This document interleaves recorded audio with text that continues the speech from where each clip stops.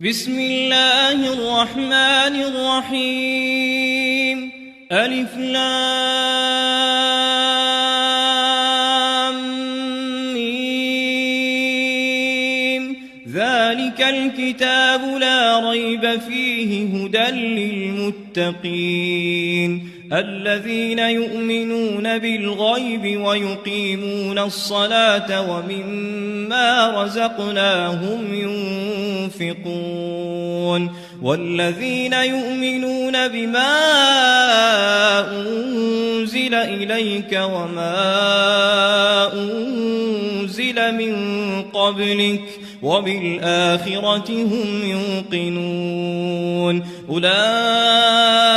على هدى من ربهم وأولئك هم المفلحون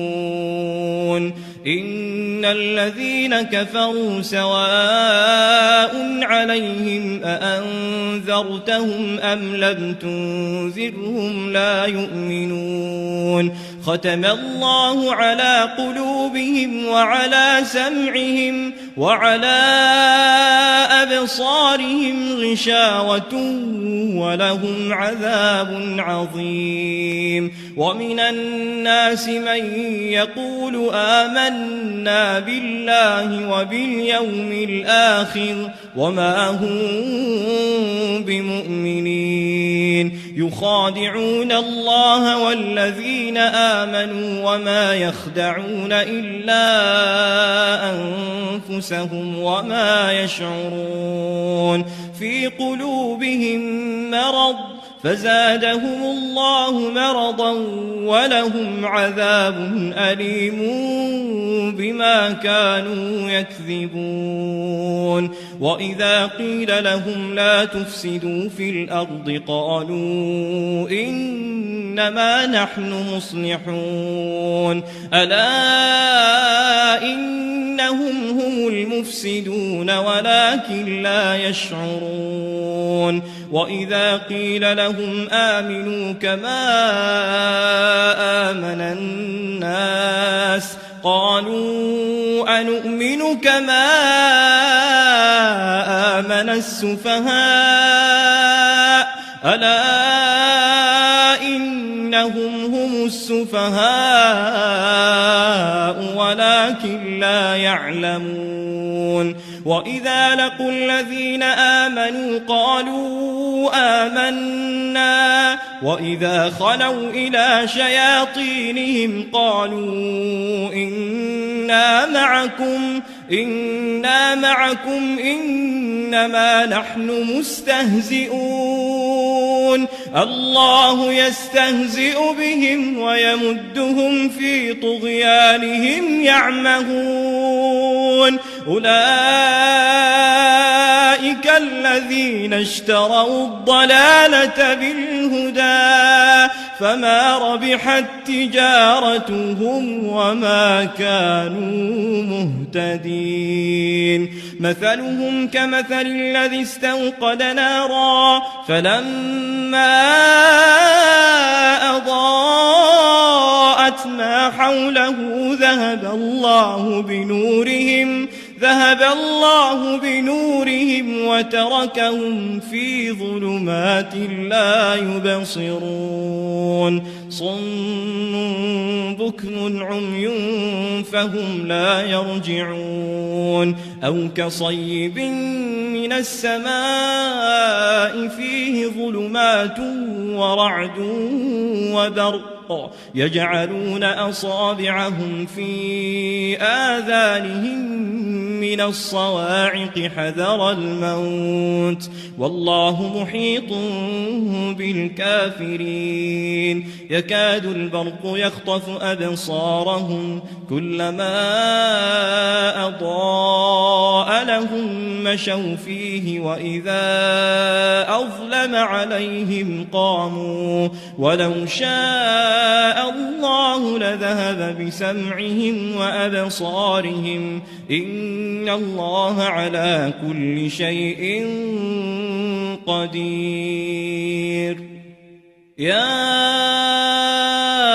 أيها الناس الناس اعبدوا ربكم الذي خلقكم والذين من قبلكم لعلكم تتقون الذي جعل لكم الأرض فراشا والسماء بناء وأنزل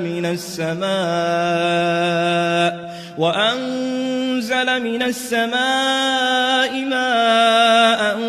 فأخرج به من الثمرات رزقا لكم فلا تجعلوا لله أندادا وأنتم تعلمون وإن كنتم في ريب مما نزلنا على عبدنا فأتوا بسورة من مثله وادعوا شهداءكم من دون الله إن كنتم صادقين فإن لم تفعلوا ولن تفعلوا فاتقوا النار التي وقودها الناس والحجارة أعدت للكافرين وبشر الذين آمنوا وعملوا الصالحات أن لهم جنات تجري من تحتها الأنهار كلما رزقوا منها من ثمرة رزقا قالوا هذا الذي رزقنا من قبل وأتوا به متشابها ولهم فيها أزواج مطهرة وهم فيها خالدون إن الله لا يستحيي أن يضرب مثلا ما بعوضة فما فوقها فأما الذين آمنوا فيعلمون أنه الحق من ربهم وأما الذين كفروا فيقولون ماذا أراد الله بهذا مثلا يضل به كثيرا ويهدي به كثيرا وما يضل به إلا الفاسقين الذين ينقضون عهد الله من بعد ميثاقه ويقطعون ما أمر الله به أن يوصل ويفسدون في الأرض أولئك هم الخاسرون كيف تكفرون بالله وكنتم أمواتا فأحياكم ثم يميتكم ثم يحييكم ثم إليه ترجعون هو الذي خلق لكم ما في الأرض جميعا ثم استوى إلى السماء فسواهن 7 سماوات وهو بكل شيء عليم وإذ قال ربك للملائكة إني جاعل في الأرض خليفة قالوا أتجعل فيها من يفسد فيها ويسفك الدماء ونحن نسبح بحمدك ونقدس لك قال إني أعلم ما لا تعلمون وعلم آدم الأسماء كلها ثم عرضهم على الملائكة فقال أنبئوني بأسماء هؤلاء إن كنتم صادقين قالوا سبحانك لا علم لنا إلا ما علمتنا إنك أنت العليم الحكيم قال يا آدم أنبئهم بأسمائهم فلما أنبأهم بأسمائهم قال ألم أقل لكم إني أعلم غيب السماوات والأرض وأعلم ما تبدون وما كنتم تكتمون وإذ قلنا للملائكة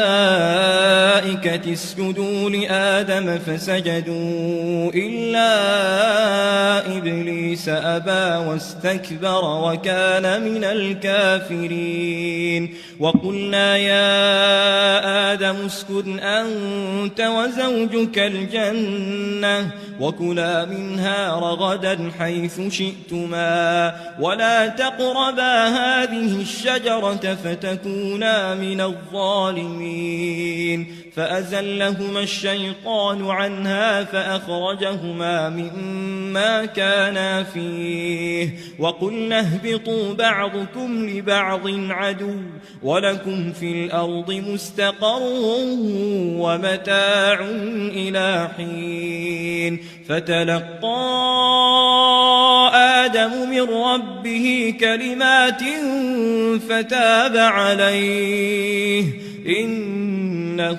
هو التواب الرحيم قلنا اهبطوا منها جميعا فإما يأتينكم مني هدى فمن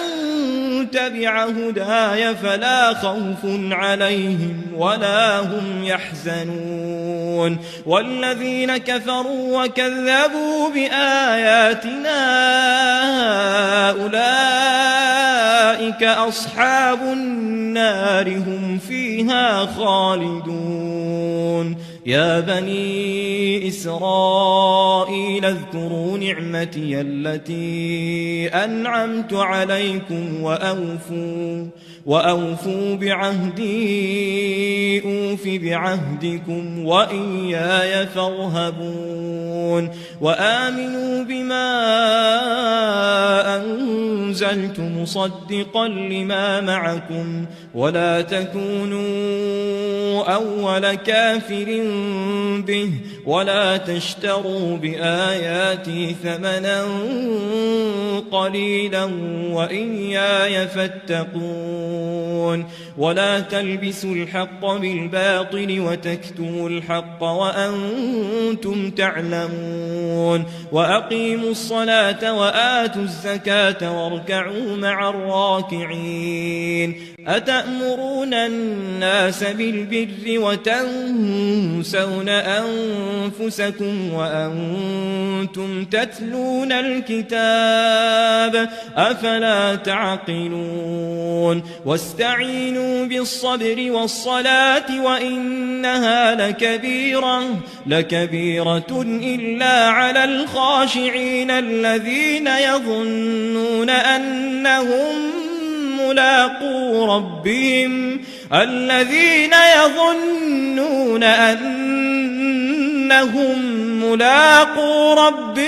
وأنهم إليه راجعون يا بني إسرائيل اذكروا نعمتي التي أنعمت عليكم وأني فضلتكم على العالمين واتقوا يوما لا تجزي نفس عن نفس شيئا ولا يقبل منها شفاعة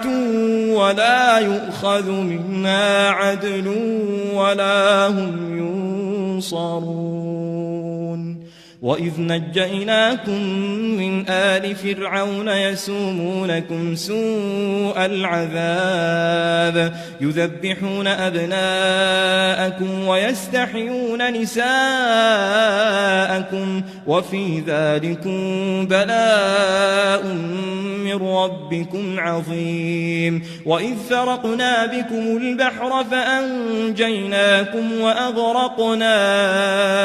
آل فرعون وأنتم تنظرون وإذ واعدنا موسى 40 ليلة ثم ثم اتخذتم العجل من بعده وأنتم ظالمون ثم عفونا عنكم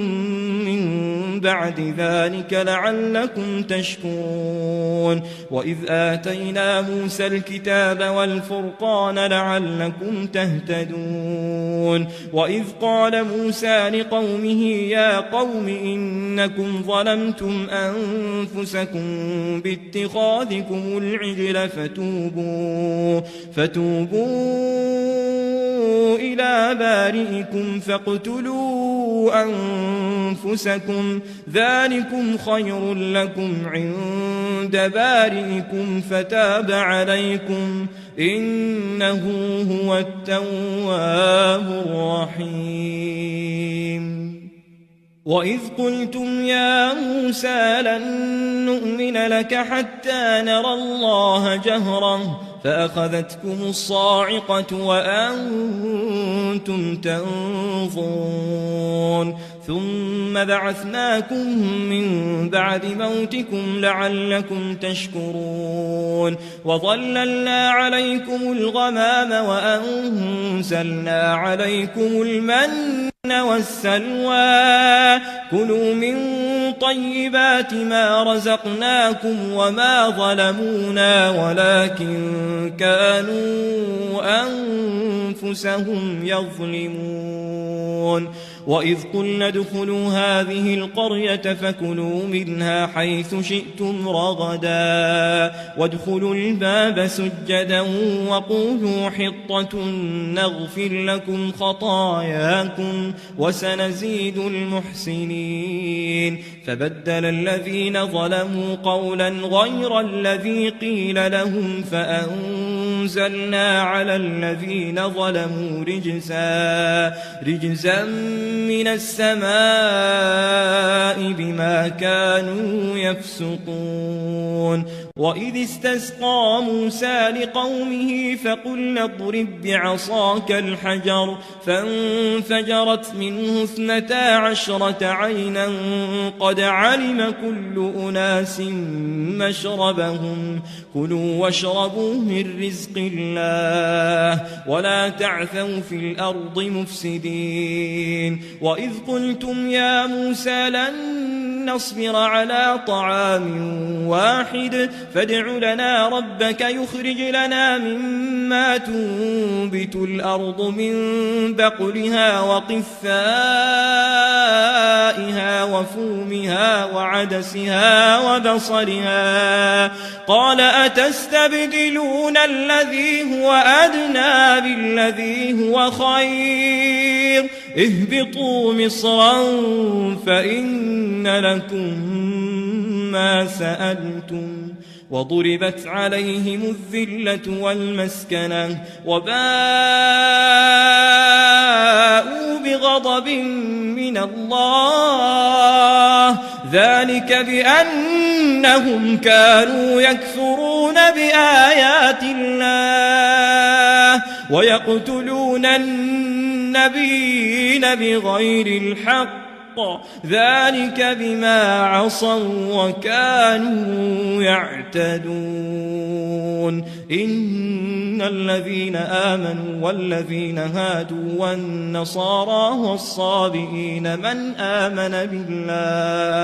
من آمن بالله واليوم الآخر وعمل صالحا فلهم أجرهم عند ربهم ولا خوف عليهم ولا هم يحزنون وإذ أخذنا ميثاقكم ورفعنا فوقكم الطور خذوا ما آتيناكم بقوة واذكروا ما فيه لعلكم تتقون ثم توليتم من بعد ذلك فلولا فضل الله عليكم ورحمته لكنتم من الخاسرين ولقد علمتم الذين اعتدوا منكم في السبت فقلنا لهم كونوا قردة خاسئين فجعلناها نكالا لما بين يديها وما خلفها وموعظة للمتقين. وإذ قال موسى لقومه إن الله يأمركم أن تذبحوا بقرة قالوا أتتخذنا هزوا قال أعوذ بالله أن أكون من الجاهلين. قالوا ادع لنا ربك يبين لنا ما هي قال إنه يقول إنها بقرة لا فارض ولا بكر عوان بين ذلك فافعلوا ما تؤمرون. قالوا ادع لنا ربك يبين لنا ما لونها قال إنه يقول إنها بقرة صفراء فاقع لونها تسر الناظرين. قالوا ادع لنا ربك يبين لنا ما هي إن البقرة شابه علينا وإنا إن شاء الله لمهتدون. قال إنه يقول إنها بقرة لا ذلول تثير الأرض ولا تسقي الحرث مسلمة لا شية فيها. قالوا الآن جئت بالحق فذبحوها وما كادوا يفعلون. وإذ قتلتم نفسا فادارأتم فيها والله مخرج ما كنتم تكتمون. فقلنا اضربوه ببعضها كذلك يحيي الله الموتى ويريكم آياته لعلكم تعقلون. ثم قست قلوبكم من بعد ذلك فهي كالحجارة أو أشد قسوة وإن من الحجارة لما يتفجر منه الأنهار وإن منها لما يشقق فيخرج منه الماء وإن منها لما يهبط من خشية الله وما الله بغافل عما تعملون. أفتطمعون أن يؤمنوا لكم وقد كان فريق منهم يسمعون كلام الله ثم يحرفونه من بعد ما عقلوه وهم يعلمون. وإذا لقوا الذين آمنوا قالوا آمنا وإذا خلا بعضهم إلى بعض قالوا أتحدثونهم بما فتح الله عليكم ليحاجوكم به عند ربكم أفلا تعقلون. أولا يعلمون أن الله يعلم ما يسرون وما يعلنون. ومنهم أميون لا يعلمون الكتاب إلا أماني وإن هم إلا يظنون. فويل للذين يكتبون الكتاب بأيديهم ثم يقولون هذا من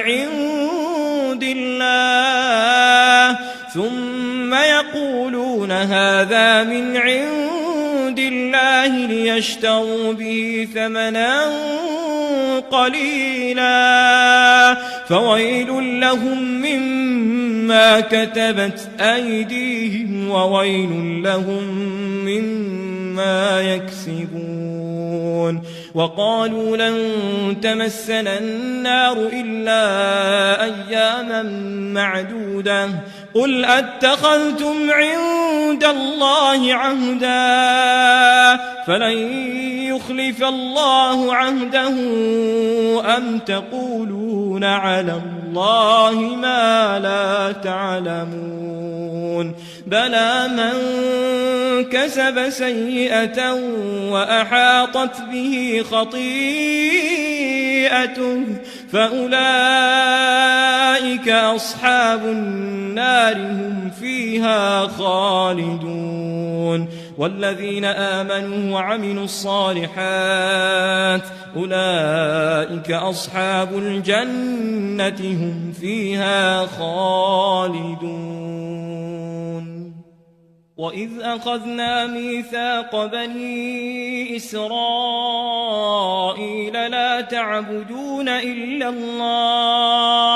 لا تعبدون إلا الله وبالوالدين إحسانا وذي القربى واليتامى والمساكين وقولوا للناس حسنا وأقيموا الصلاة وآتوا الزكاة ثم توليتم إلا قليلا منكم وأنتم معرضون وإذ أخذنا ميثاقكم لا تسفكون دماءكم ولا تخرجون أنفسكم من دياركم ثم أقررتم وأنتم تشهدون ثم أنتم هؤلاء تقتلون أنفسكم وتخرجون فريقا منكم من ديارهم تظاهرون عليهم بالإثم والعدوان وإن يأتوكم أسارى تفادوهم وهو محرم عليكم إخراجهم أفتؤمنون ببعض الكتاب وتكفرون ببعض فما جزاء من يفعل ذلك منكم إلا خزي في الحياة الدنيا ويوم القيامة يردون إلى أشد العذاب وما الله بغافل عما تعملون أولئك الذين اشتروا الحياة الدنيا بالآخرة فلا يخفف عنهم العذاب ولا هم ينصرون ولقد آتينا موسى الكتاب وقفينا من بعده بالرسل وآتينا عيسى ابن مريم البينات وأيدناه بروح القدس أفكلما جاءكم رسول بما لا تهوى أنفسكم استكبرتم ففريقا كذبتم وفريقا تقتلون وقالوا قلوبنا غلف بل لعنهم الله بكفرهم فقليلا ما يؤمنون ولما جاءهم كتاب من عند الله مصدق لما معهم وكانوا من قبل يستفتحون على الذين كفروا فلما جاءهم ما عرفوا كفروا به فلعنة الله على الكافرين بئس ما اشتروا به أنفسهم أن يكفروا بما أنزل الله بغيا أن ينزل الله من فضله على من يشاء من عباده فباءوا بغضب على غضب وللكافرين عذاب مهين وإذا قيل لهم آمنوا بما أنزل الله قالوا نؤمن بما أنزل علينا ويكفرون بما وراءه وهو الحق مصدقا لما معهم قل فلم تقتلون أنبياء الله من قبل إن كنتم مؤمنين ولقد جاءكم موسى بالبينات ثم اتخذتم العجل من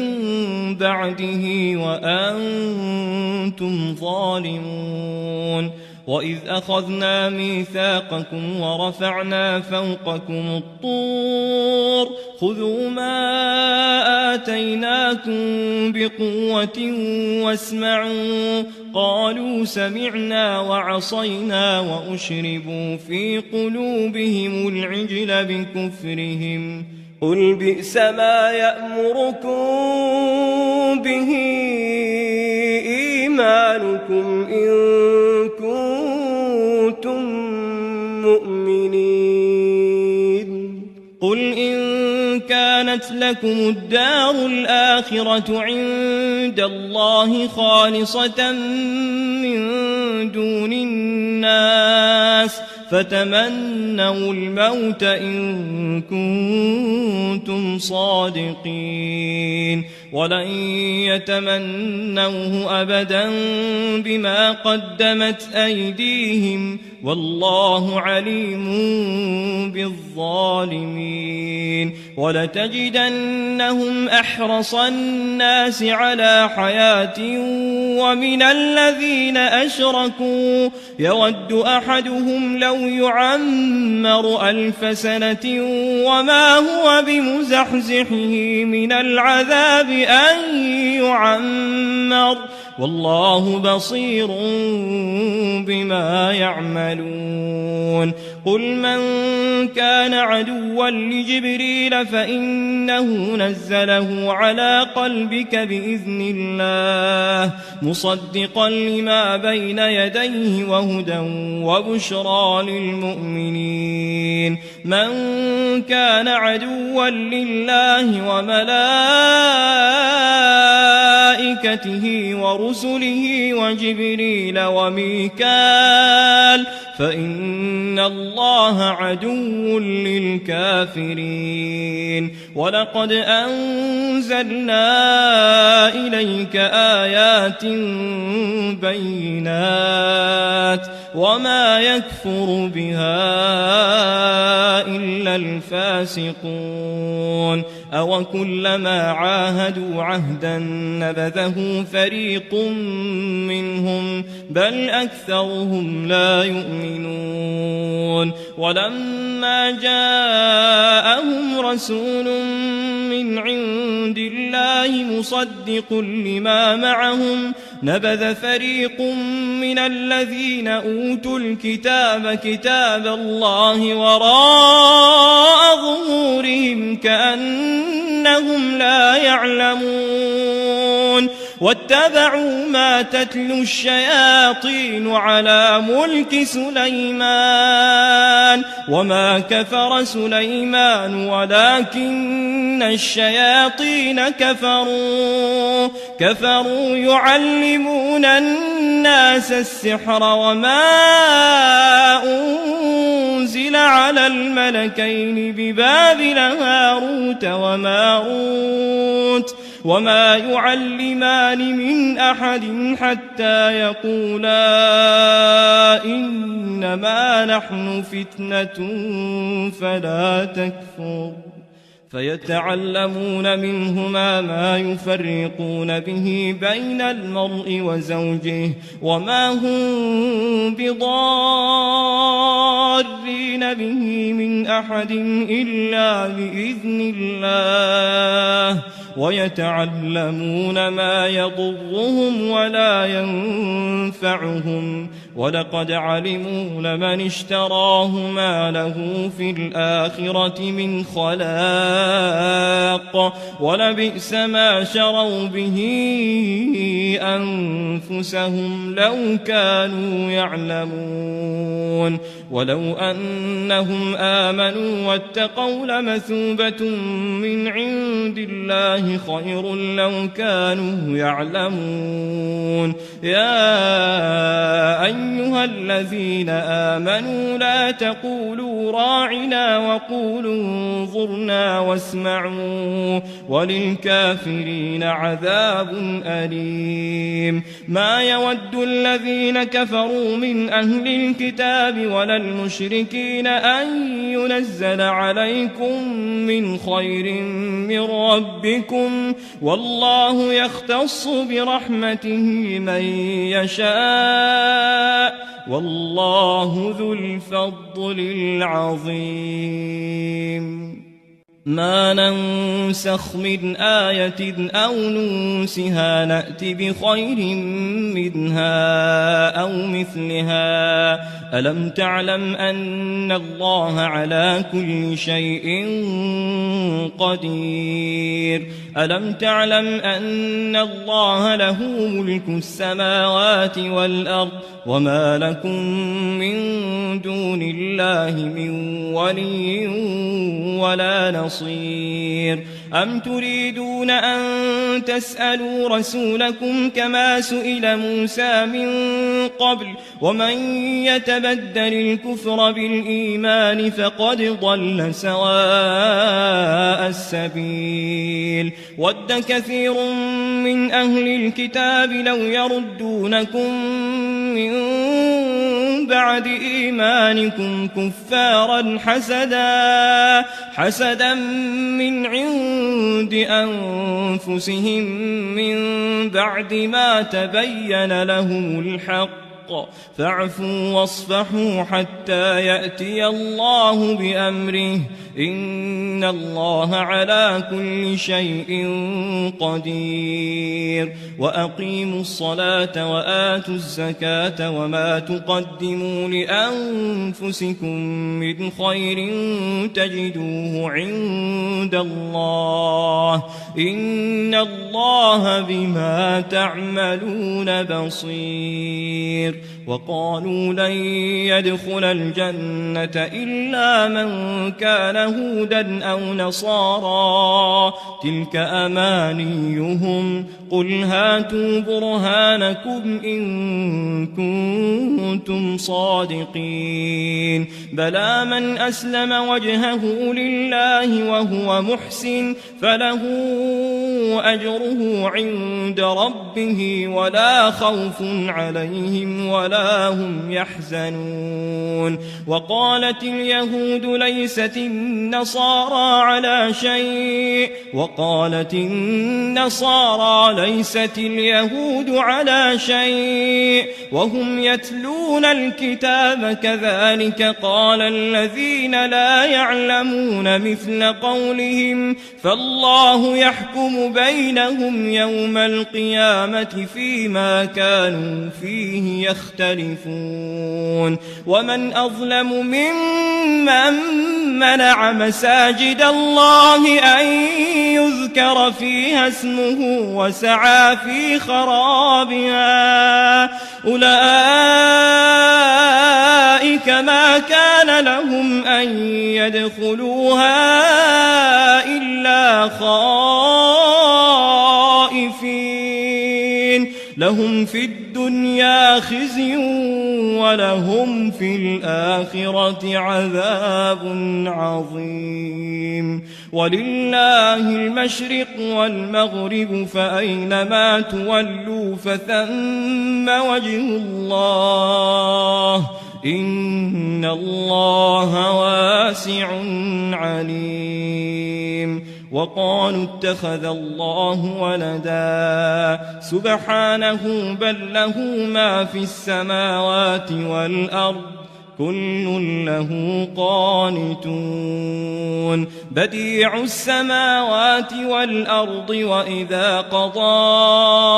أمرا فإنما يقول له كن فيكون. وقال الذين لا يعلمون لولا يكلمنا الله أو تأتينا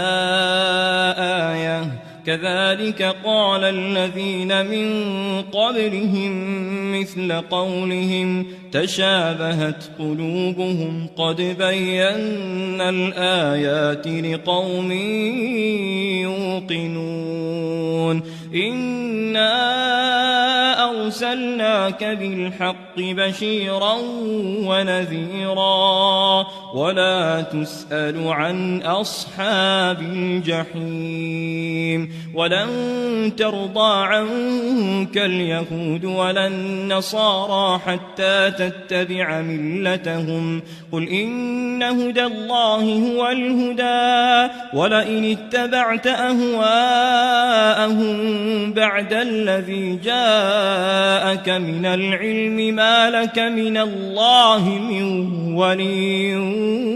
ولا نصير الذين آتيناهم الكتاب يتلونه حق تلاوته أولئك يؤمنون به ومن يكفر به فأولئك هم الخاسرون يا بني إسرائيل اذكروا نعمتي التي أنعمت عليكم وأني فضلتكم على العالمين واتقوا يوما لا تجزي نفس عن نفس شيئا ولا يقبل منها عدل ولا تنفعها شفاعة ولا هم ينصرون وإذ ابتلى إبراهيم ربه بكلمات فأتمهن قال إني جاعلك للناس إماما قال ومن ذريتي قال لا ينال عهد الظالمين وإذ جعلنا البيت مثابة للناس وأمنا واتخذوا من مقام إبراهيم مصلى وعهدنا إلى إبراهيم وإسماعيل أن طهرا بيتي للطائفين والعاكفين والركع السجود وإذ قال إبراهيم رب اجعل هذا بلدا آمنا وارزق أهله من الثمرات من آمن منهم بالله واليوم الآخر قال ومن كفر فأمتعه قليلا ثم أضطره إلى عذاب النار وبئس المصير وإذ يرفع إبراهيم القواعد من البيت وإسماعيل ربنا تقبل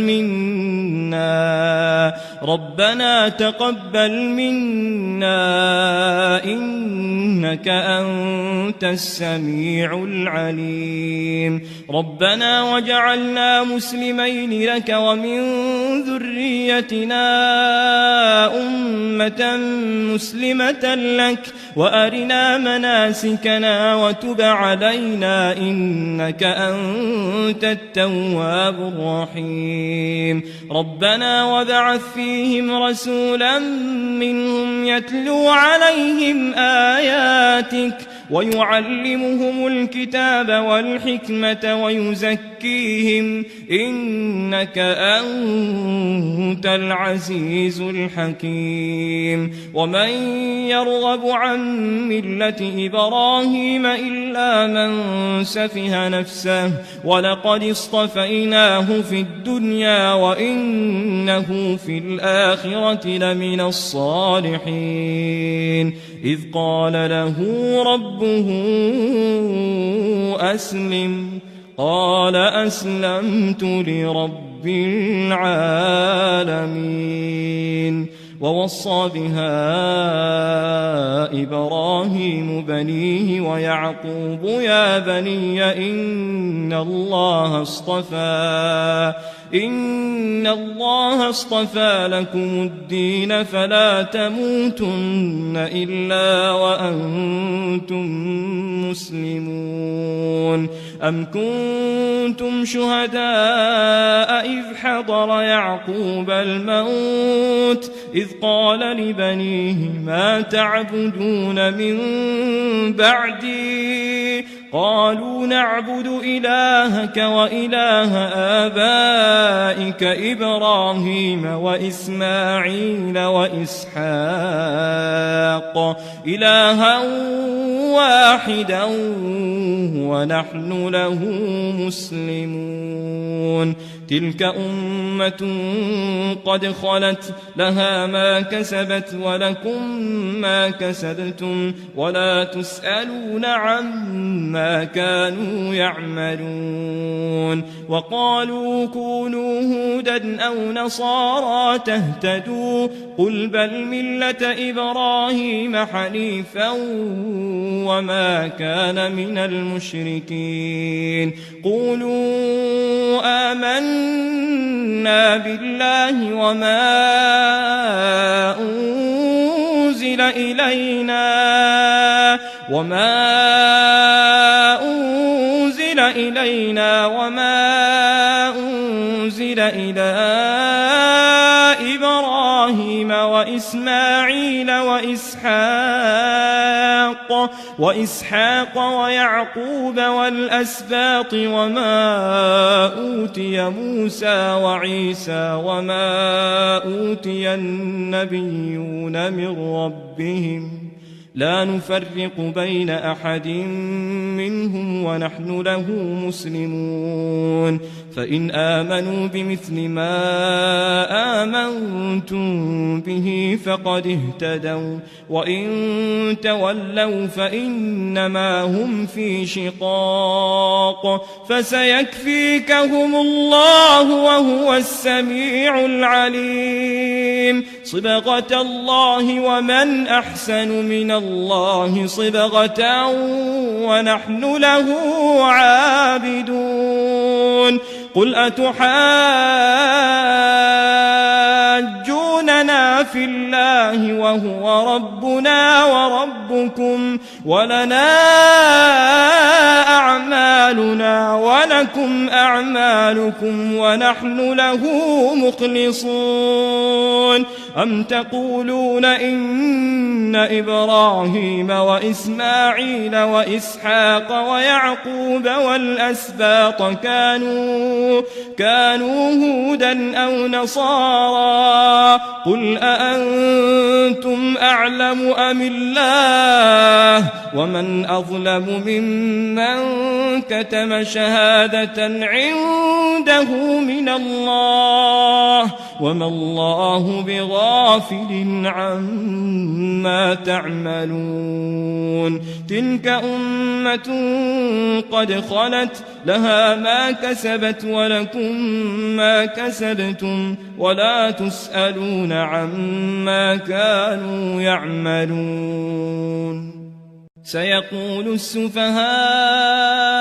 من الناس ما ولاهم عن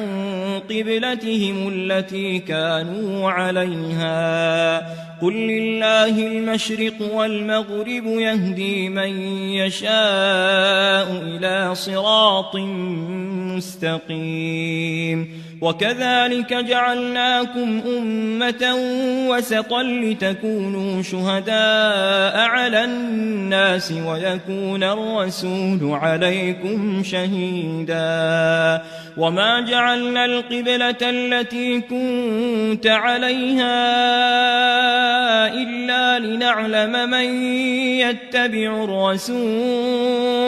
إلا لنعلم من يتبع الرسول ممن ينقلب على عقبيه وإن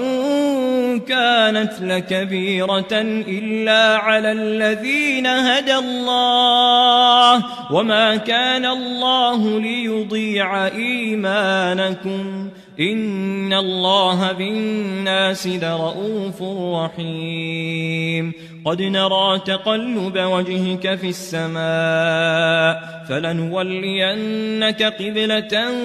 ترضاها فول وجهك شطر المسجد الحرام وحيث ما كنتم فولوا وجوهكم شطره وإن الذين أوتوا الكتاب ليعلمون أنه الحق من ربهم وما الله بغافل عما يعملون ولئن أتيت الذين أوتوا الكتاب بكل آية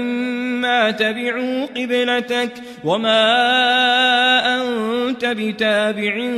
قبلتهم وما بعضهم بتابع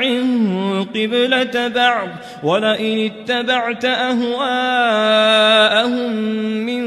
بعد ما جاءك من العلم إنك إذا لمن الظالمين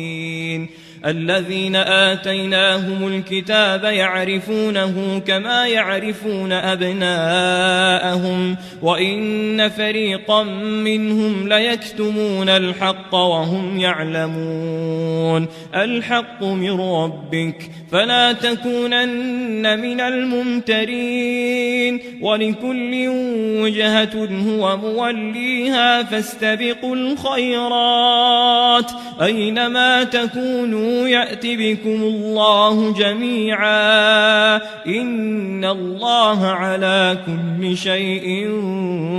قدير ومن حيث خرجت فول وجهك شطر المسجد الحرام وإنه للحق من ربك وما الله بغافل عما تعملون ومن حيث خرجت فول وجهك شطر المسجد الحرام وحيث ما كنتم فولوا وجوهكم شطره لئلا يكون للناس عليكم حجة إلا الذين ظلموا منهم فلا تخشوهم واخشوني ولأتم نعمتي عليكم ولعلكم تهتدون كما أرسلنا فيكم رسولا منكم يتلو عليكم آياتنا ويزكيكم ويعلمكم الكتاب والحكمة ويعلمكم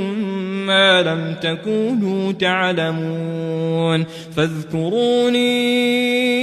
أذكركم واشكروا لي ولا تكفرون يا أيها الذين آمنوا استعينوا بالصبر والصلاة إن الله مع الصابرين ولا تقولوا لمن يقتل في سبيل الله أموات بل أحياء ولكن لا تشعرون ولنبلونكم بشيء من الخوف والجوع ونقص من الأموال والأنفس والثمرات وبشر الصابرين الذين إذا أصابتهم مصيبة قالوا إنا لله وإنا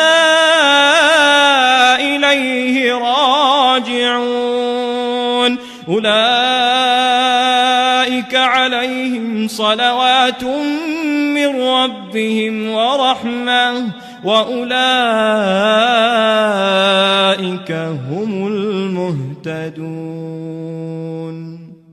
إن الصفا والمروة من شعائر الله فمن حج البيت أو اعتمر فلا جناح عليه أن يطوف بهما ومن تطوع خيرا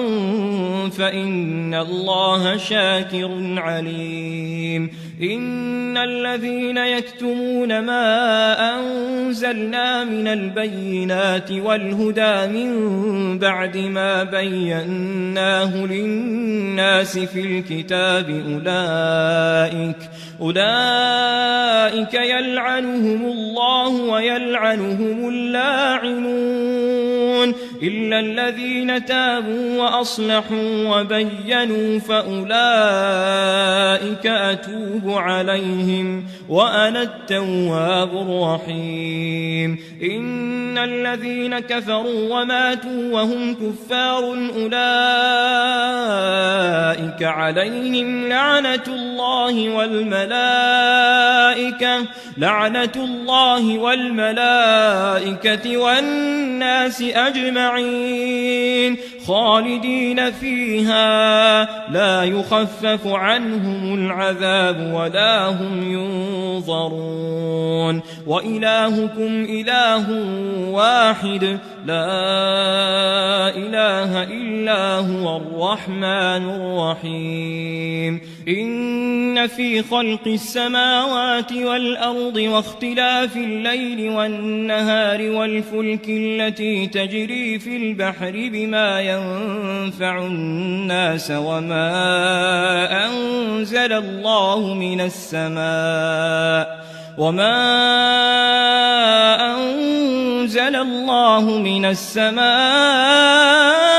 من ماء فأحيا به الأرض بعد موتها وبث فيها من كل دابة وتصريف الرياح والسحاب المسخر بين السماء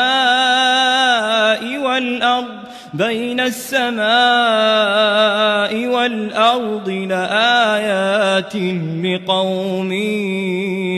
يعقلون ومن الناس من يتخذ من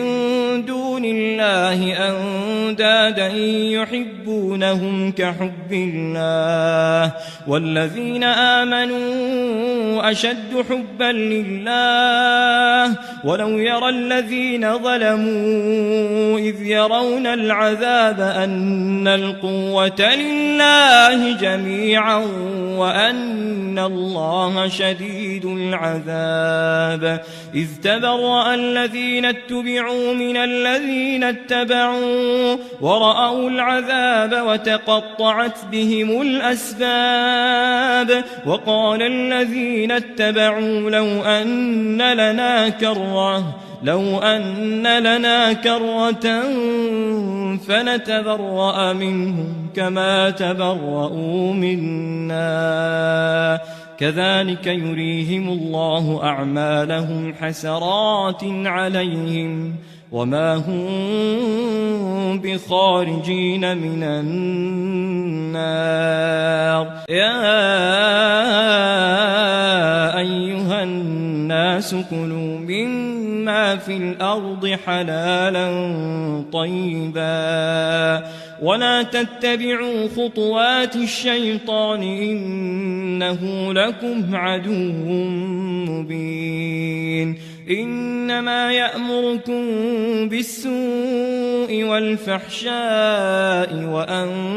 تقولوا على الله ما لا تعلمون وإذا قيل لهم اتبعوا ما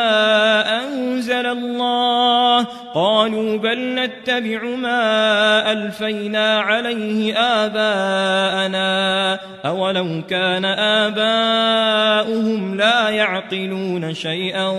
ولا يهتدون ومثل الذين كفروا كمثل الذي ينعق بما لا يسمع إلا دعاء ونداء صم بكم عمي فهم لا يعقلون يا أيها الذين آمنوا كلوا من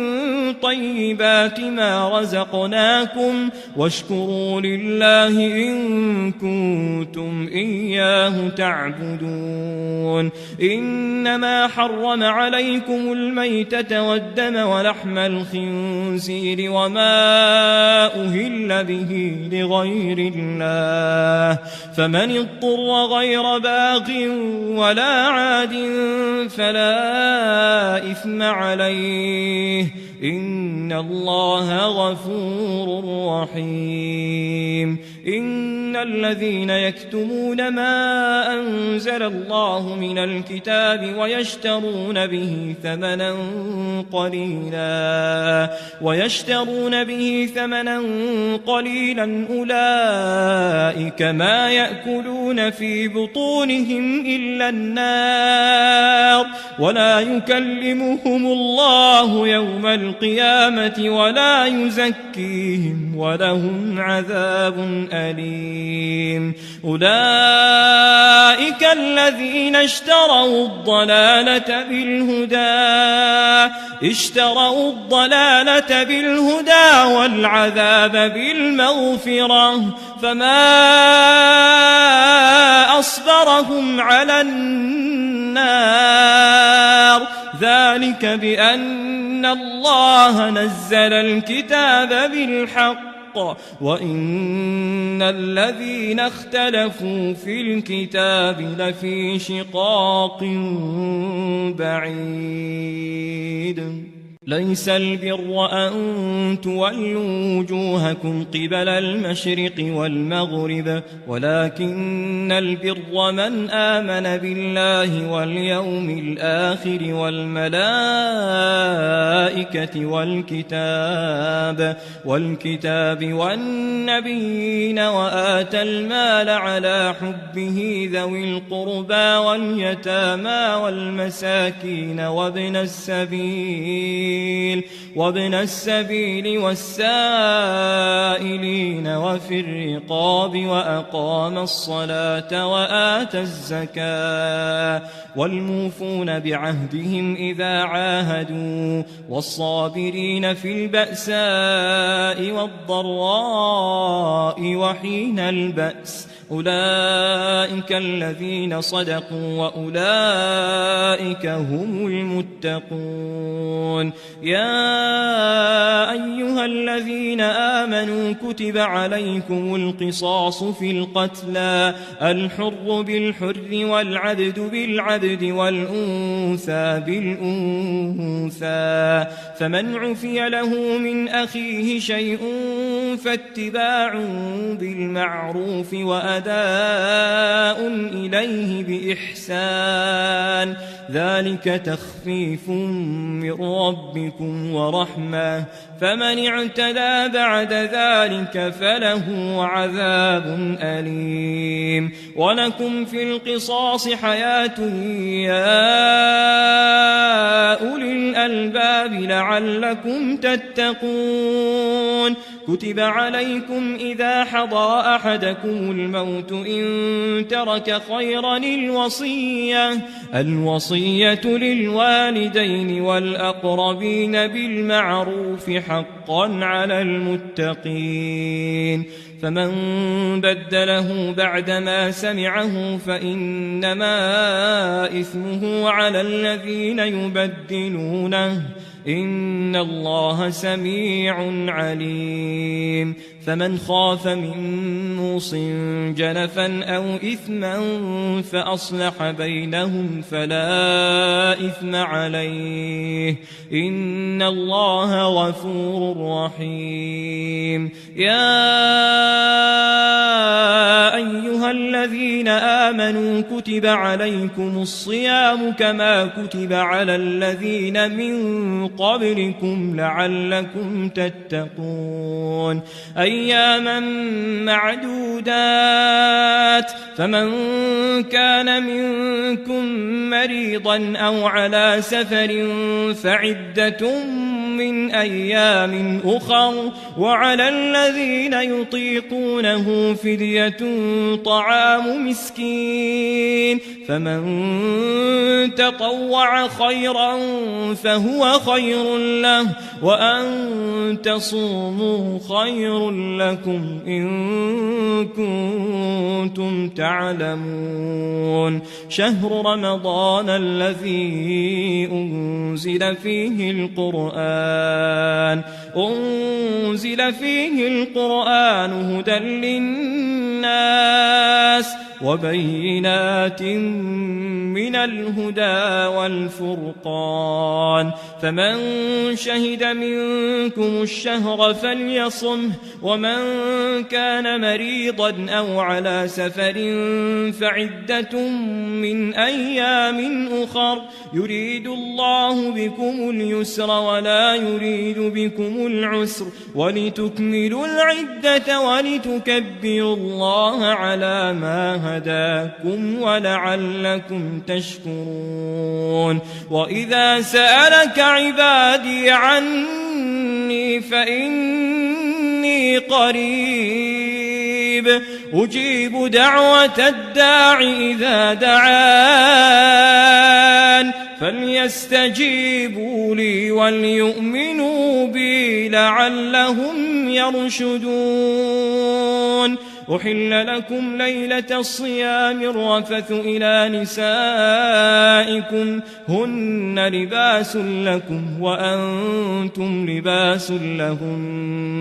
علم الله أنكم كنتم تختانون أنفسكم فتاب عليكم وعفى عنكم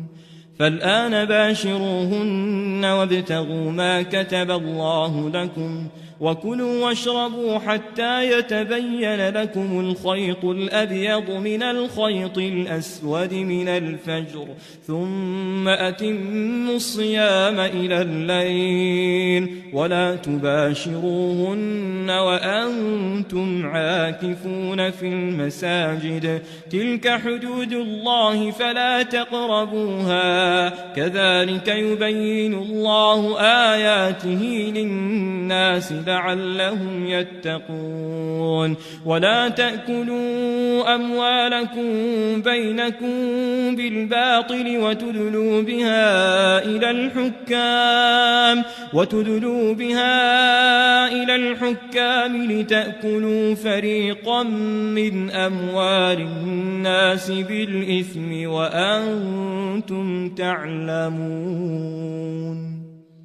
يسألونك عن الأهلة قل هي مواقيت للناس والحج وليس البر بأن تأتوا البيوت من ظهورها ولكن البر من اتقى وأتوا البيوت من أبوابها واتقوا الله لعلكم تفلحون وقاتلوا في سبيل الله الذين يقاتلونكم ولا تعتدوا إن الله لا يحب المعتدين واقتلوهم حيث ثقفتموهم وأخرجوهم من حيث أخرجوكم والفتنة أشد من القتل ولا تقاتلوهم عند المسجد الحرام حتى يقاتلوكم فيه فإن قاتلوكم فاقتلوهم كذلك جزاء الكافرين فإن انتهوا فإن الله غفور رحيم وقاتلوهم حتى لا تكون فتنة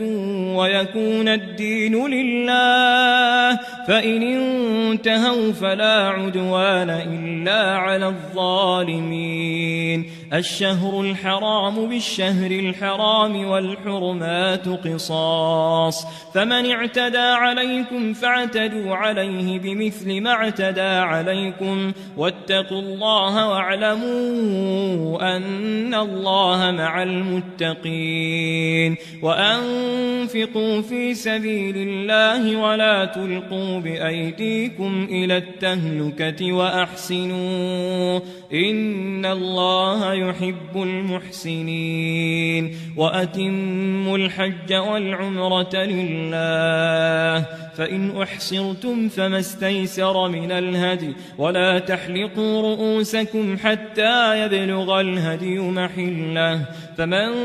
كان منكم مريضا أو به أذى من رأسه ففدية من صيام أو صدقة أو نسك فإذا أمنتم فمن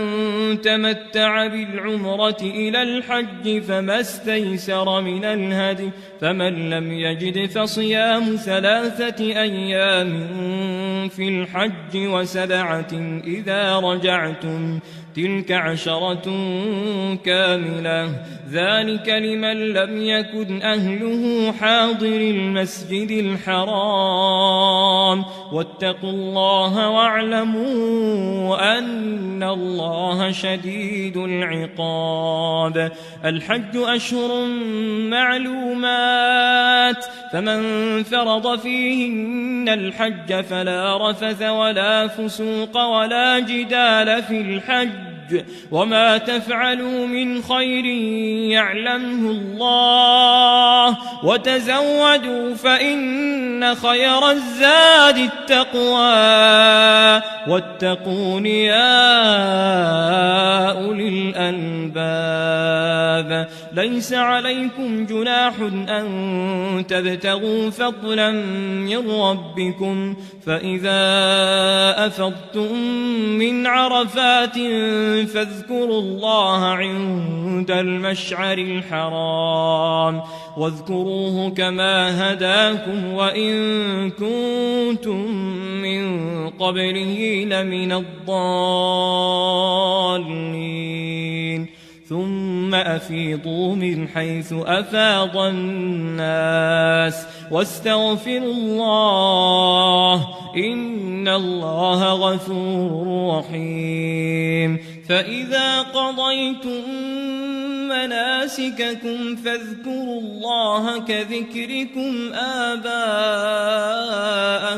أو أشد ذكرا فمن الناس من يقول ربنا آتنا في الدنيا وما له في الآخرة من خلاق ومنهم من يقول ربنا آتنا في الدنيا حسنة وفي الآخرة حسنة وقنا عذاب النار أولئك لهم نصيب مما كسبوا والله سريع الحساب واذكروا الله في أيام معدودات فمن تعجل في يومين فلا إثم عليه ومن تأخر فلا إثم عليه لمن اتقى واتقوا الله واعلموا أنكم إليه تحشرون ومن الناس من يعجبك قوله في الحياة الدنيا ويشهد الله على ما في قلبه وهو ألد الخصام وإذا تولى سعى في الأرض ليفسد فيها ويهلك الحرث والنسل والله لا يحب الفساد وإذا قيل له اتق الله أخذته العزة بالإثم فحسبه جهنم ولبئس المهاد ومن الناس من يشري نفسه ابتغاء مرضات الله والله رؤوف بالعباد يا أيها الذين آمنوا ادخلوا في السلم كافة ولا تتبعوا خطوات الشيطان إنه لكم عدو مبين فإن زللتم من بعد ما جاءتكم البينات فاعلموا أن الله عزيز حكيم هل ينظرون إلا أن يأتيهم الله في ظلل من الغمام والملائكة وقضي الأمر وإلى الله ترجع الأمور. سل بني إسرائيل كم آتيناهم من آية بينة ومن يبدل نعمة الله من بعد ما جاءته فإن الله شديد العقاب. زين للذين كفروا الحياة الدنيا ويسخرون من الذين آمنوا والذين اتقوا فوقهم يوم القيامة والله يرزق من يشاء بغير حساب. كان الناس أمة واحدة فبعث الله النبيين مبشرين ومنذرين وأنزل معهم الكتاب بالحق ليحكم بين الناس فيما اختلفوا فيه وما اختلف فيه إلا الذين أوتوه من بعد ما جاءتهم البينات بغيا بينهم فهدى الله الذين آمنوا لما اختلفوا فيه من الحق بإذنه والله يهدي من يشاء إلى صراط مستقيم. أم حسبتم أن تدخلوا الجنة ولما يأتكم مثل الذين خلوا من قبلكم مستهم البأساء والضراء وزلزلوا حتى يقول الرسول والذين آمنوا معه متى نصر الله ألا إن نصر الله قريب. يسألونك ماذا ينفقون قل ما أنفقتم من خير فللوالدين والأقربين واليتامى والمساكين وابن السبيل وما تفعلوا من خير فإن الله به عليم. كتب عليكم القتال وهو كره لكم وعسى أن تكرهوا شيئا وهو خير لكم وعسى أن تحبوا شيئا وهو شر لكم والله يعلم وأنتم لا تعلمون. يسألونك عن الشهر الحرام قتال فيه قل قتال فيه كبير وصد عن سبيل الله وكفر به والمسجد الحرام وإخراج أهله منه أكبر عند الله والفتنة أكبر من القتل ولا يزالون يقاتلونكم حتى يردوكم عن دينكم إن استطاعوا ومن يرتد منكم عن دينه فيمت وهو كافر فأولئك حبطت أعمالهم في الدنيا والآخرة وأولئك أصحاب النار هم فيها خالدون. إن الذين آمنوا والذين هاجروا وجاهدوا في سبيل الله أولئك يرجون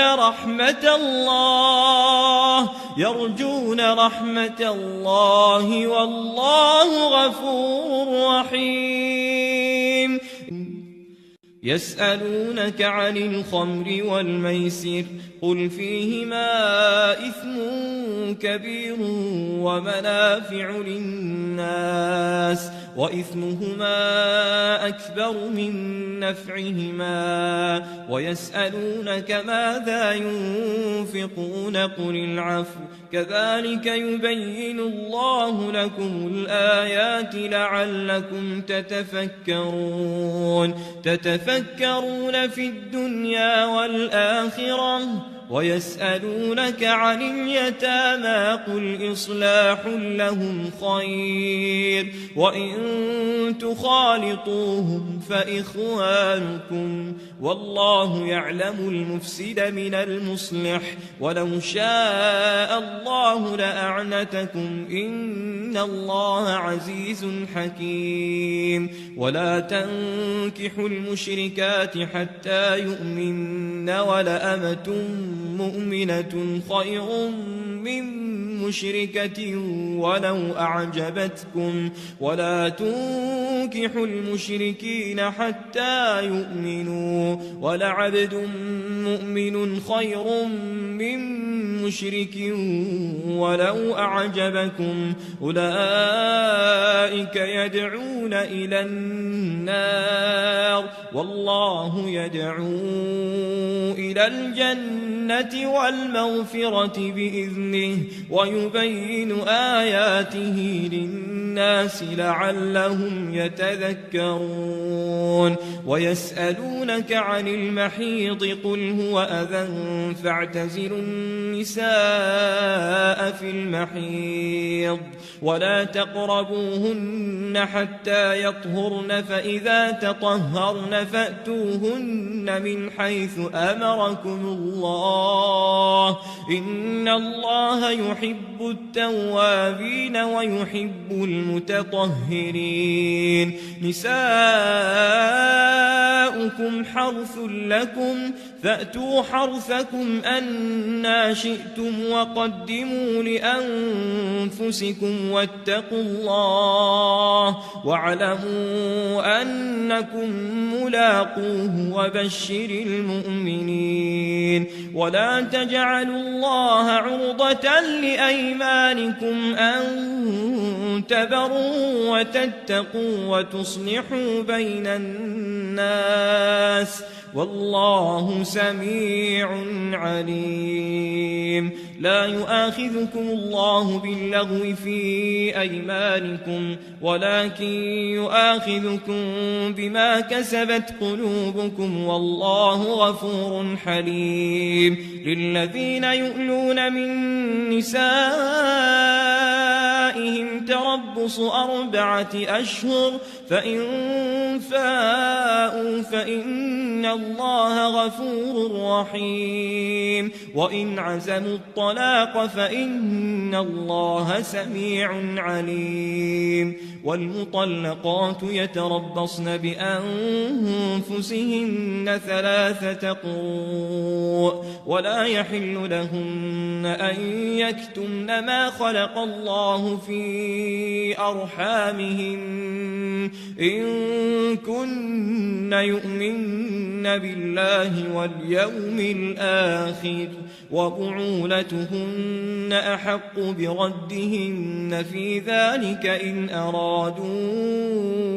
إصلاحا ولهن مثل الذي عليهن بالمعروف وللرجال عليهن درجة والله عزيز حكيم الطلاق 2 فإمساك بمعروف أو تسريح بإحسان ولا يحل لكم أن تأخذوا مما آتيتموهن شيئا إلا أن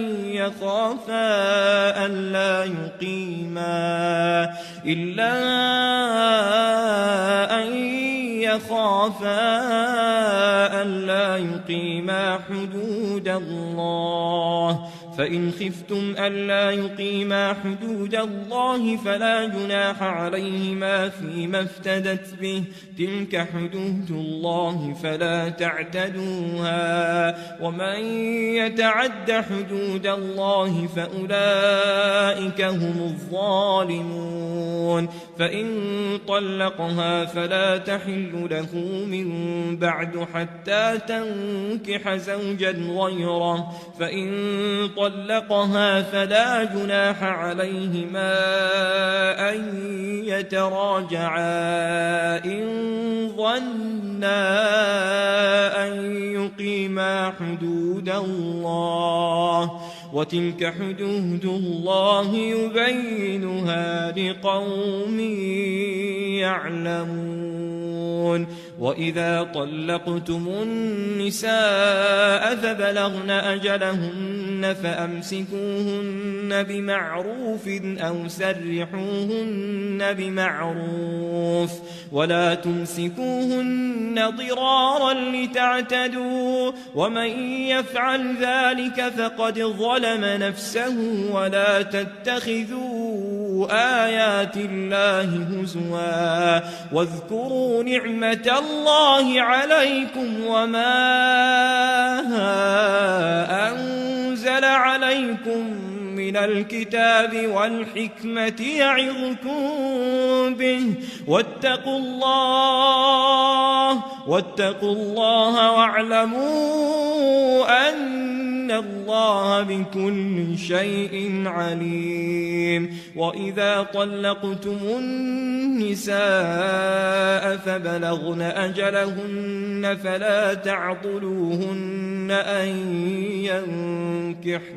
فلا تعقلوهن أن ينكحن أزواجهن إذا تراضوا بينهم بالمعروف ذلك يوعظ به من كان منكم يؤمن بالله واليوم الآخر ذلكم أزكى لكم وأطهر والله يعلم وأنتم لا تعلمون والوالدات يرضعن أولادهن حولين كاملين لمن أراد أن يتم الرضاعة وعلى المولود له رزقهن وكسوتهن بالمعروف لا تكلف نفس إلا وسعها لا تضار والدة بولدها ولا مولود له بولده وعلى الوارث مثل ذلك فإن أرادا فصالا عن تراض منهما وتشاور فلا جناح عليهما وإن أردتم أن تسترضعوا أولادكم فلا جناح عليكم إذا سلمتم ما آتيتم بالمعروف واتقوا الله واعلموا أن الله بما تعملون بصير والذين يتوفون منكم ويذرون أزواجا يتربصن بأنفسهن 4 أشهر وعشرا فإذا بلغن أجلهن فلا جناح عليكم فيما فعلن في أنفسهن بالمعروف والله بما تعملون خبير ولا جناح عليكم فيما عرضتم به من خطبة النساء أو أكننتم في أنفسكم علم الله أنكم ستذكرونهن ولكن لا تواعدوهن سرا إلا أن تقولوا قولا معروفا ولا تعزموا عقدة النكاح حتى يبلغ الكتاب أجله واعلموا أن الله يعلم ما في أنفسكم فاحذروه واعلموا أن إن الله غفور حليم. لا جناح عليكم إن طلقتم النساء ما لم تمسوهن أو تفرضوا لهن فريضة، ومتعوهن على الموسع قدره وعلى المقتر قدره متاعا بالمعروف حقا على المحسنين. وإن طلقتموهن من قبل أن تمسوهن وقد فرضتم لهن فريضة فنصف ما فرضتم إلا أن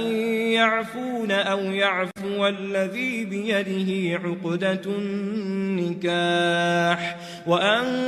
تعفوا أقرب للتقوى، ولا تنسوا الفضل بينكم إن الله بما تعملون بصير. حافظوا على الصلوات والصلاة الوسطى وقوموا لله قانتين. فإن خفتم فرجالا أو ركبانا فإذا أمنتم فاذكروا الله كما علمكم ما لم تكونوا تعلمون. والذين يتوفون منكم ويذرون أزواجا وصية لأزواجهم متاعا إلى الحول غير إخراج، فإن خرجن فلا جناح عليكم فيما فعلن في أنفسهن من معروف والله عزيز حكيم. وللمطلقات متاع بالمعروف حقا على المتقين. كذلك يبين الله لكم آياته لعلكم تعقلون. ألم تر إلى الذين خرجوا من ديارهم وهم ألوف حذر الموت فقال لهم الله موتوا ثم أحياهم إن الله لذو فضل على الناس ولكن أكثر الناس لا يشكرون. وقاتلوا في سبيل الله واعلموا أن الله سميع عليم. من ذا الذي يقرض الله قرضا حسنا فيضاعفه له أضعافا كثيرة والله يقبض ويبسط وإليه ترجعون. ألم تر إلى الملأ من بني إسرائيل من بعد موسى إذ قالوا لنبي له بعث لنا ملكا نقاتل في سبيل الله قال هل عسيتم إن كتب عليكم القتال ألا تقاتلوا قالوا وما لنا ألا نقاتل في سبيل الله وقد أخرجنا من ديارنا وأبنائنا فلما كتب عليهم القتال تولوا إلا قليلا منهم والله عليم بالظالمين. وقال لهم نبيهم إن الله قد بعث لكم طالوت ملكا قالوا أنى يكون له الملك علينا ونحن أحق بالملك منه ولم يؤت سعة من المال قال إن الله اصطفاه عليكم وزاده بسطة في العلم والجسم والله يؤتي ملكه من يشاء والله واسع عليم. وقال لهم نبيهم إن آية ملكه أن يأتيكم التابوت فيه سكينة من ربكم وبقية مما ترك آل موسى وآل هارون تحمله الملائكة إن في ذلك لآية لكم إن كنتم مؤمنين فلما فصل طالوت بالجنود قال إن الله مبتليكم بنهر فمن شرب منه فليس مني ومن لم يطعمه فإنه مني إلا من اغترف غرفة بيده فشربوا منه إلا قليلا منهم فلما جاوزه هو والذين آمنوا معه قالوا لا طاقة لنا اليوم بجالوت وجنوده قال الذين يظنون أنهم ملاقو الله كم من فئة قليلة غلبت فئة كثيرة بإذن الله والله مع الصابرين ولما برزوا لجالوت وجنوده قالوا ربنا أفرغ علينا صبرا وثبت أقدامنا وانصرنا على القوم الكافرين فهزموهم بإذن الله وقتل داود جالوت وآتاه الله الملك والحكمة وعلمه مما يشاء ولولا دفع الله الناس بعضهم ببعض لفسدت الأرض ولكن الله ذو فضل على العالمين تلك آيات الله نتلوها عليك بالحق وإنك لمن المرسلين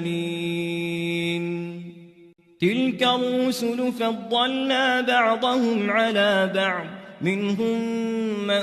كلم الله ورفع بعضهم درجات وآتينا عيسى ابن مريم البينات وأيدناه بروح القدس ولو شاء الله ما اقتتل الذين من بعدهم من بعد ما جاءتهم البينات ولكن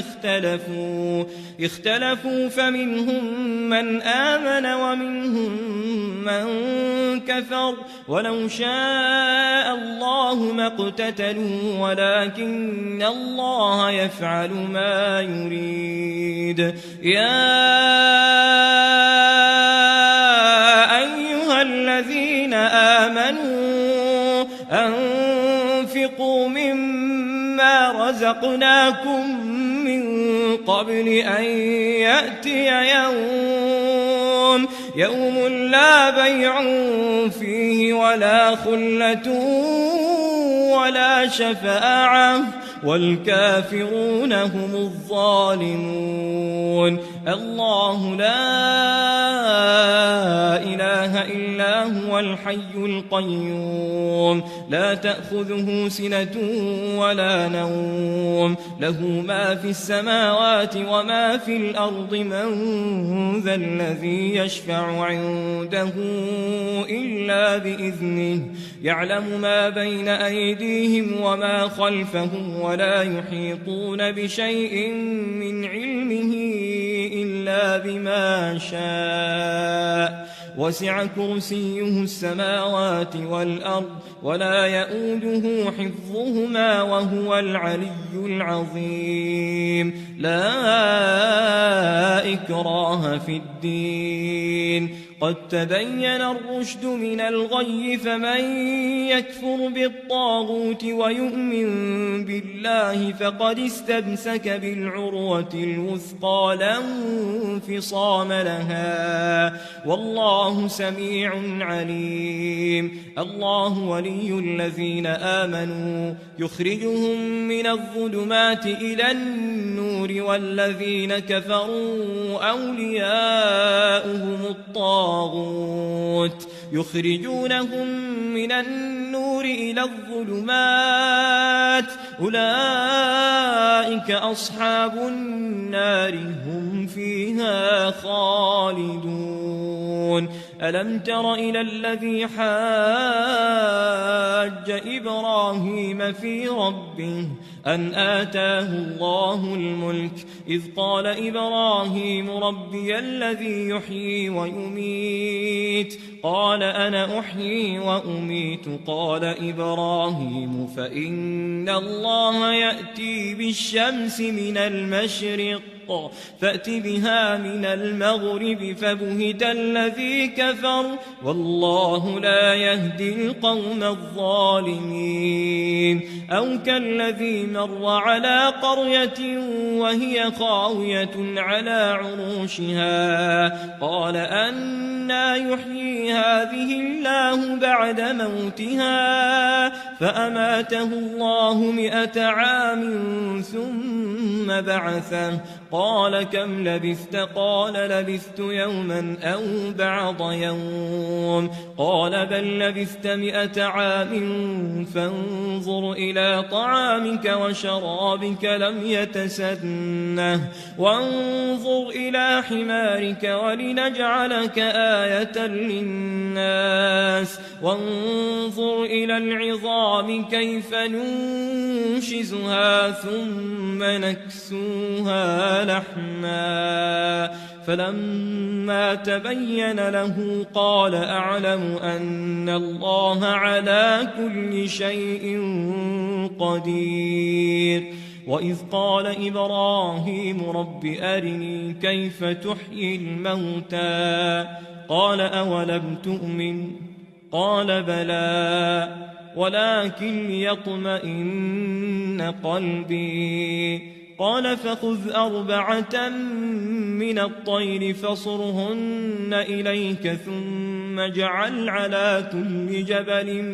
منهن جزءا ثم ادعهن يأتينك سعيا واعلم أن الله عزيز حكيم مثل الذين ينفقون أموالهم في سبيل الله كمثل حبة أنبتت 7 سنابل في كل سنبلة 100 حبة والله يضاعف لمن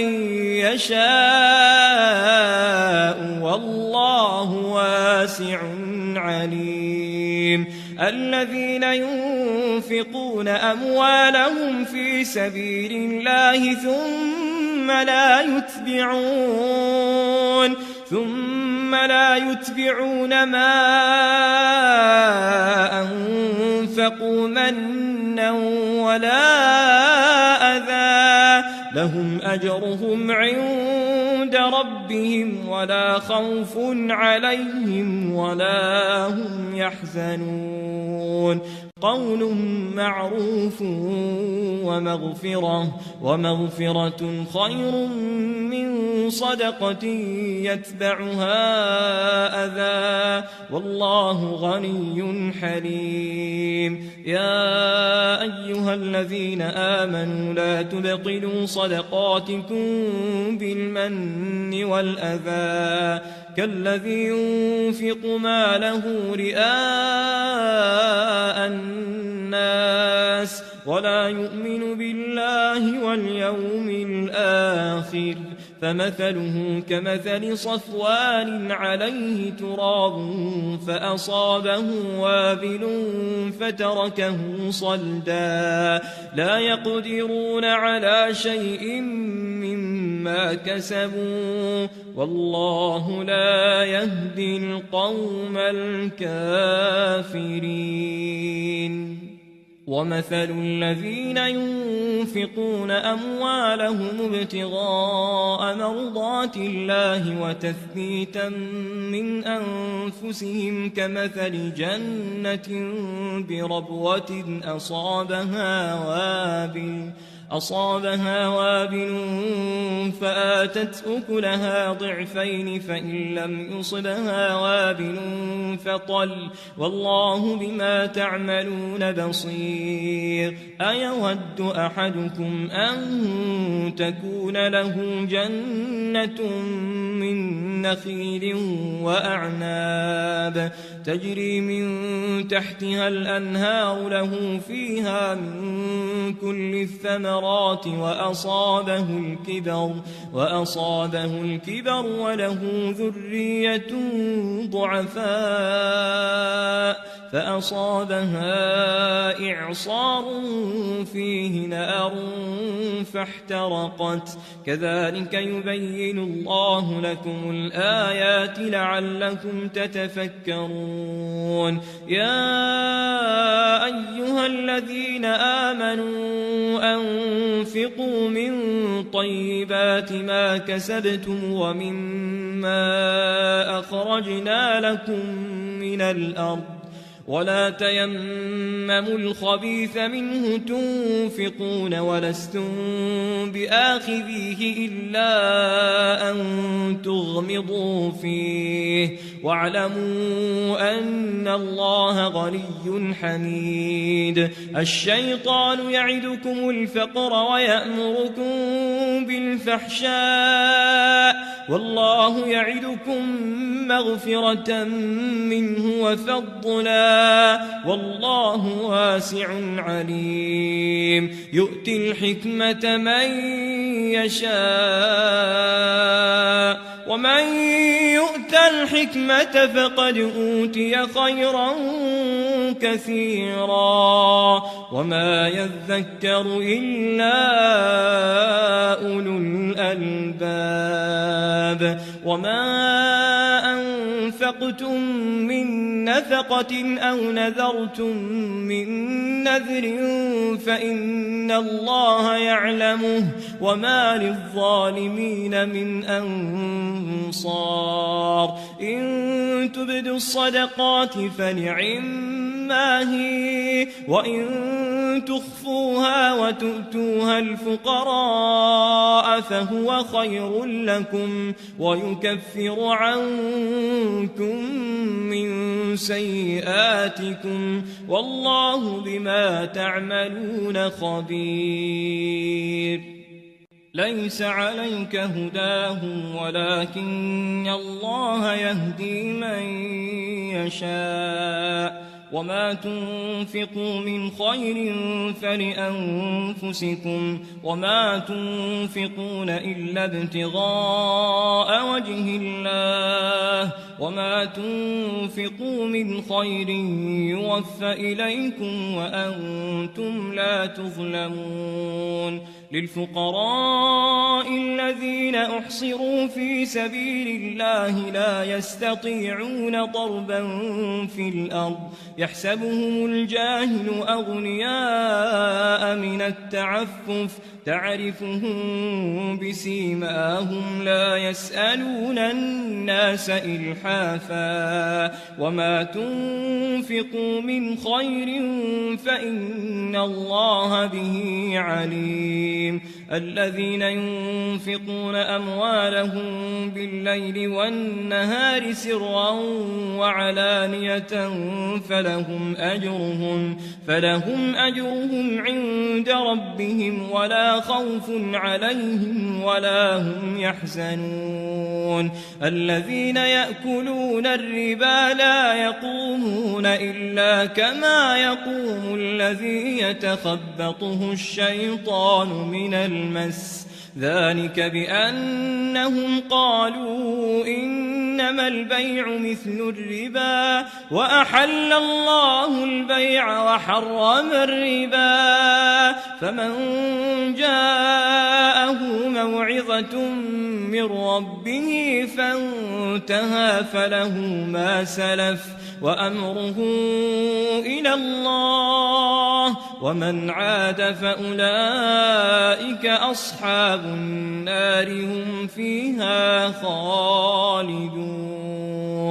يمحق الله الربا ويربي الصدقات والله لا يحب كل كفار أثيم إن الذين آمنوا وعملوا الصالحات وأقاموا الصلاة وآتوا الزكاة لهم أجرهم عند ربهم ولا خوف عليهم ولا هم يحزنون يا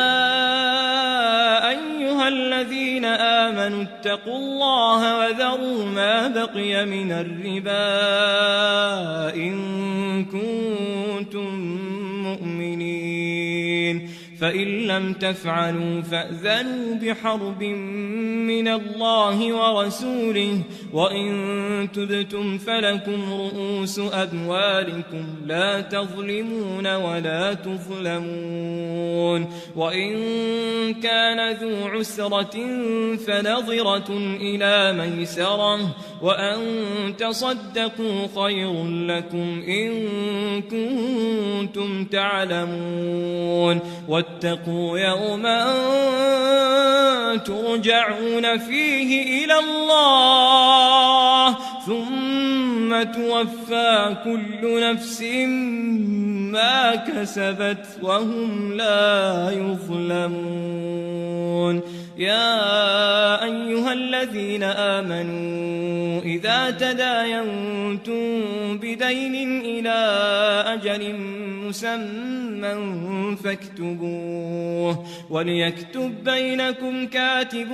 بالعدل ولا يأب كاتب أن يكتب كما علمه الله فليكتب وليملل الذي عليه الحق وليتق الله ربه ولا يبخس منه شيئا فإن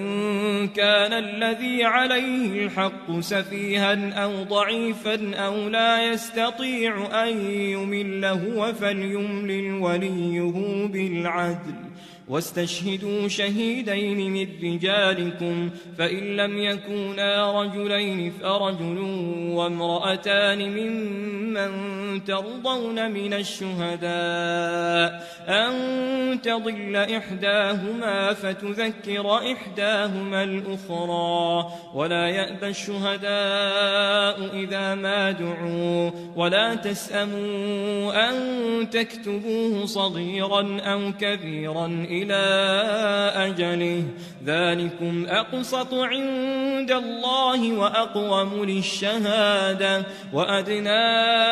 ألا ترتابوا إلا أن تكون تجارة حاضرة تديرونها بينكم فليس عليكم جناح ألا تكتبوها وأشهدوا إذا تبايعتم ولا يضار كاتب ولا شهيد وإن تفعلوا فإنه فسوق بكم واتقوا الله ويعلمكم الله والله بكل شيء عليم وإن كنتم على سفر ولم تجدوا كاتبا فرهان مقبوضة فإن أمن بعضكم بعضا فليؤدي الذي ائتمن أمانته وليتق الله ربه ولا تكتموا الشهادة ومن يكتمها فإنه آثم قلبه والله بما تعملون عليم حليم لله ما في السماوات وما في الأرض وإن تبدوا ما في أنفسكم أو تخفوه يحاسبكم به الله فيغفر لمن يشاء ويعذب من يشاء والله على كل شيء قدير آمن الرسول بما أنزل إليه من ربه والمؤمنون كل آمن بالله وملائكته وكتبه ورسله لا نفرق بين أحد من رسله وقالوا سمعنا وأطعنا غفرانك ربنا وإليك المصير لا يكلف الله نفسا إلا وسعها لها ما كسبت وعليها ما اكتسبت ربنا لا تؤاخذنا